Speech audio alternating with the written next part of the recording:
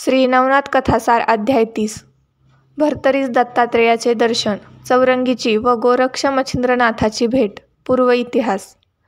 गोरक्षनाथ भर्तरीस घेऊन गिरिनार पर्वतावर दत्तात्रेयाकडे गेल्यानंतर तेथे तो 3 दिवसापर्यंत राहिला. मग दत्तात्रेयाची आज्ञा घेऊन गोरक्षनाथ मच्छिंद्रनाथाकडे जावयास निघाला. त्यावेळेस मला बहुत दिवस झाले मच्छिंद्रनाथ भेटला नाही, म्हणून त्यास एकदा माझ्या भेटीस घेऊन ये, असे श्री दत्तात्रेयाने गोरक्षनाथास सांगितले.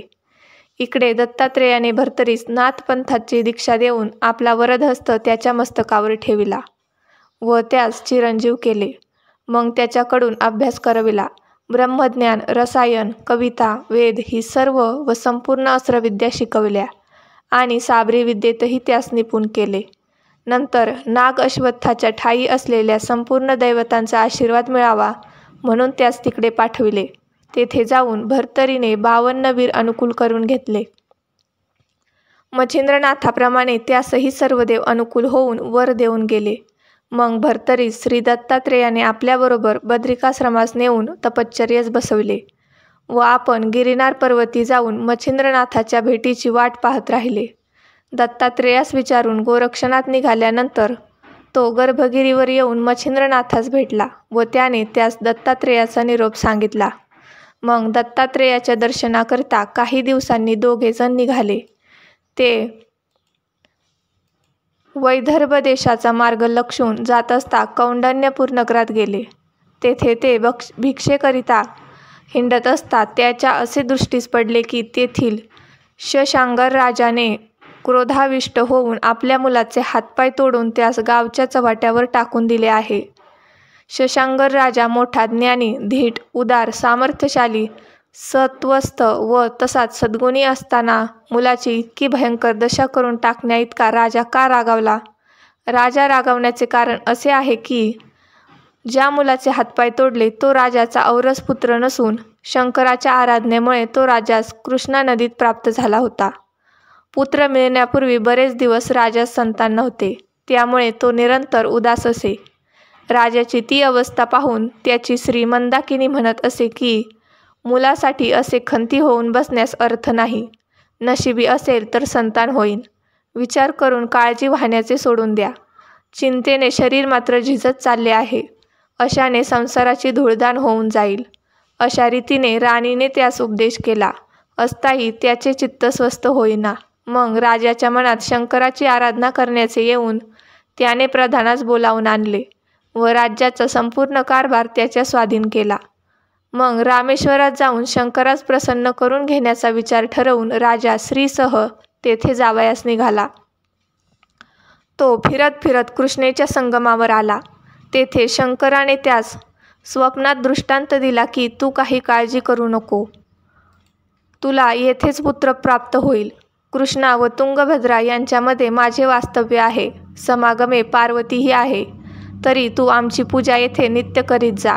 याप्रमाणे दृष्टांत झाल्यानंतर तो संगमावर मित्रीडोहात पाहू लागला असता तेथे एक जुनाट लिंग त्याच्या दृष्टीस पडले. त्याची राजाने मोठ्या समारंभाने अर्चा करून प्राणप्रतिष्ठा केली. हाच रामेश्वर आहे अशी त्याची निष्ठा जडली. मग तेथे दर्शनासाठी पुष्कळ लोक नित्य जाऊ लागले व जय जय शिव संगमेश्वर असे बोलू लागले. राजा संगमेश्वरी नित्यपूजा करून त्यावर निष्ठा ठेवून कालक्रमित राहिला. तेथून नजीकच्या भद्रसंगम गावात मित्राचार्य या नावाचा एक विप्र राहत होता. त्याच्या स्त्रियेचे नाव शरयू. ती मोठी पतिव्रता होती. त्यासही पोटी काही संतान नव्हते, म्हणून त्यांनीही त्यात संगमेश्वराची आराधना आरंभली. इकडे कैलासात शंकर कित्येक गणांसह बसले असता सुरचना नावाच्या अप्सरेस शंकराने बोलावून आणले. ती कैलासास आल्यावर शंकराच्या पाया पडून नाचावयास व गावयास लागली. परंतु त्यावेळेस शंकराचे प्रसन्न मुद्रा पाहून ती मोहित झाली. यामुळे नाचताना तिच्या तालासुरात चूक पडली. तेव्हा तिचा हा सर्व प्रकार शंकराच्या लक्षात आला व त्याने तिला सांगितले की सुरोचने, तुझ्या मनातील हेतू मी समजलो. तू मनाने भ्रष्ट झाली आहेस, म्हणून भद्रसंगमी मित्राचार्य ब्राह्मणाच्या पोटी तुला जन्म प्राप्त होईल. शंकराने सुरोचनेस असा शाप देताच ती भयभीत झाली. स्वर्गच्युत होणार म्हणून तिला फारच वाईट वाटले. शंकराशी रथ होण्याचा विचार मनात आणल्याचा हा परिणाम, अशी तिची खात्री होऊन तिला परम दुःख झाले. मग तिने शंकराची स्तुती करून उत्शाप देण्याकरता विनंती केली.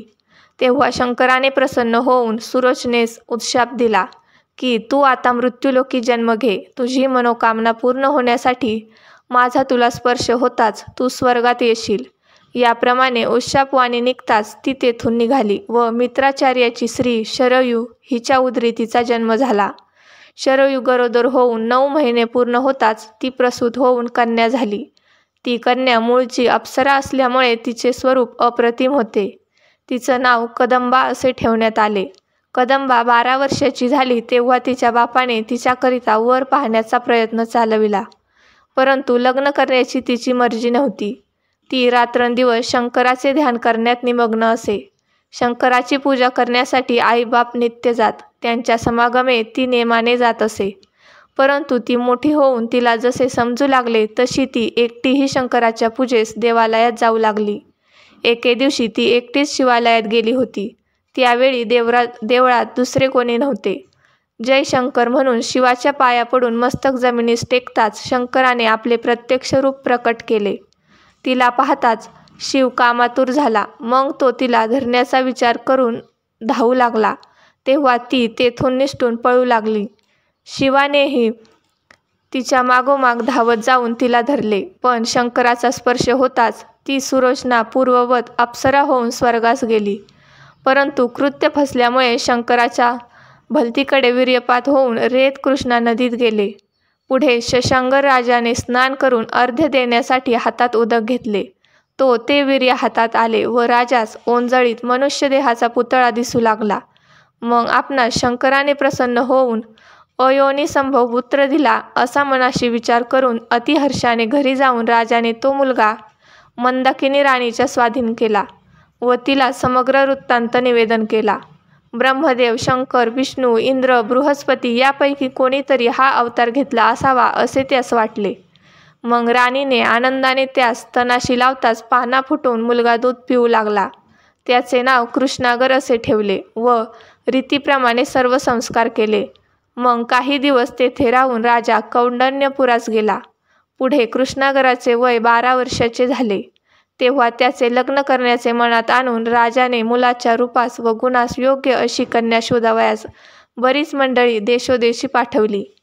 त्या मंडळींनी अनेक स्थळे पाहिली, पण मुलाच्या योग्य मुलगी त्यांच्या पाहण्यात येईना. मग ते सर्व परत कौंडण्यपुरास गेले व त्यांनी सर्व मजकूर राजाच्या कानावर घातला. पुढे काही दिवसांनी मंदाकिनी राणी मरण पावली. तिच्या वियोगाने राजास परम दुःख झाले. राजाने वर्षश्राद्धापर्यंतचे तिचे उत्तर कार्य केले.